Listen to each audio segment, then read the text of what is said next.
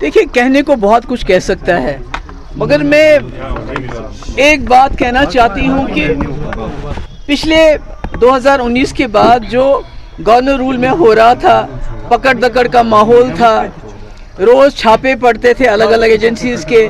بین لگائی جاتی تھی، جو انسٹیٹیوشنز ہیں ان کو اٹیچ کیا جاتا، لوگوں کی پراپرٹی اٹیچ کی گئی، یعنی جموں کشمیر میں ایک سرویلنس چل رہی تھی، کوئی بات نہیں کر سکتا ہے، کوئی کچھ نہیں کر سکتا ہے، تو اس وقت لگتا تھا یہ بڑا ایب نارمل ہے، یہ کیا ہو رہا ہے۔ مگر عمر صاحب نے جو سب سے بڑی سروس کی بی جے پی کی، کہ جو ابھی تک لوگوں کو لگتا تھا یہ کیا گو، ملازموں کو نکالتے، لوگ بولتے تھے کیوں نکالا، تو عمر صاحب نے اس کو نارملائز کیا، کہ جو ابھی تک لگتا تھا کہ یہ برا ہو رہا ہے، غلط ہو رہا ہے، عمر صاحب نے کہا یہ ٹھیک ہے، چل رہا ہے، کیونکہ نہ وہ بات کی انہوں نے، نہ اس میں کوئی ریزسٹنس دکھایا۔ جو انہوں نے کہا تھا کہ ہمارے جو لوگ ہزاروں کی تعداد میں باہر جیلوں میں ہیں ان کو ہم لیگل ایڈ دیں گے، نہیں دیا۔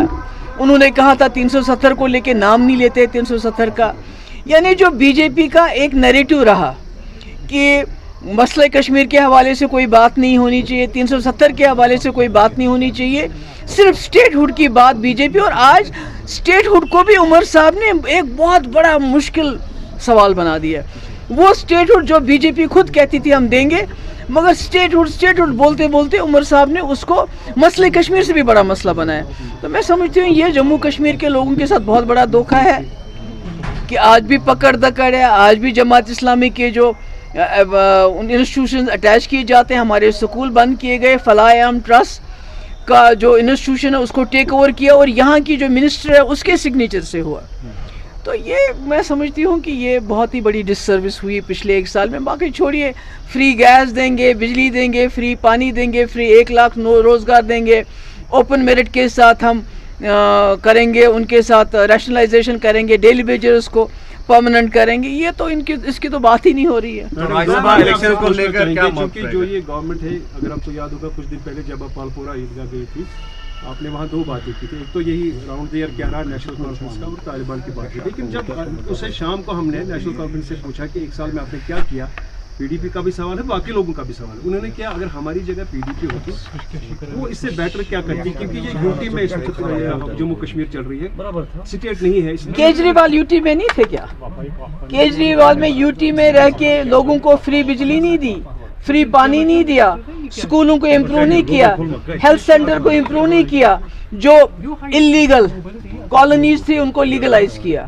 پوری کرپشن کو دور کر دیا۔ تو مجھے لگتا ہے کیجریوال کے تو سر پہ ایسے بندوق رکھی تھی ایل جی صاحب نے، پر اس کے باوجود جتنی اچھی ہمیں کیجریوال کے پالیٹکس کے ساتھ بہت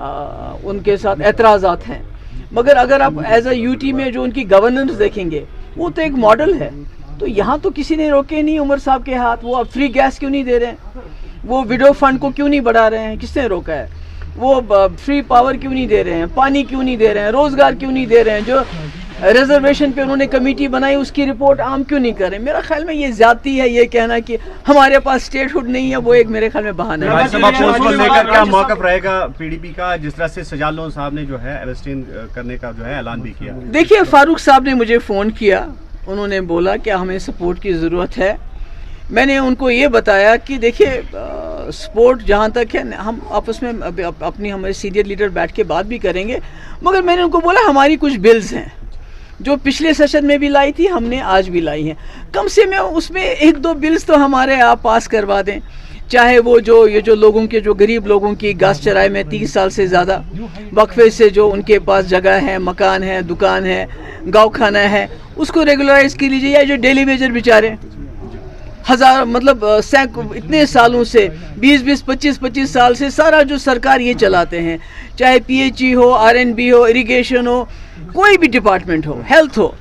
تو ان کی وجہ سے وہ ڈپارٹمنٹ چلتا ہے، تو یہ بیچارے 8,000 روپے پہ کیا کریں گے؟